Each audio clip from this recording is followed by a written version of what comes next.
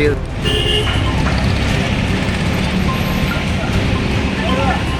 অবগত আছে যে আমাদের রাজ্যের যে সাধারণ ডিগ্রি কলেজগুলো রয়েছে, আমাদের জেনারেল ডিগ্রি কলেজগুলি, এই কলেজগুলোর যে ষষ্ঠ সেমিস্টারে যারা পরীক্ষার্থী রয়েছেন তারা যে 1 মাস পূর্বে তাদের পরীক্ষা, তাদের সময়সীমা শেষ হয়ে গেছে।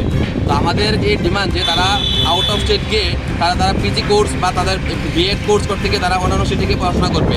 তার সাথে আমরা চাই যেন ত্রিপুরা ইউনিভার্সিটি তাদের রেজাল্টের অতি সত্বর পাবলিশ করা হয়। এই দাবি নিয়ে আজকে আমরা ইউনিভার্সিটির ভাইস চ্যান্সেলরের কাছে স্মারকলিপি প্রদান করবো, যেন অতি সত্বর তাদের রেজাল্ট আউট করা হয়।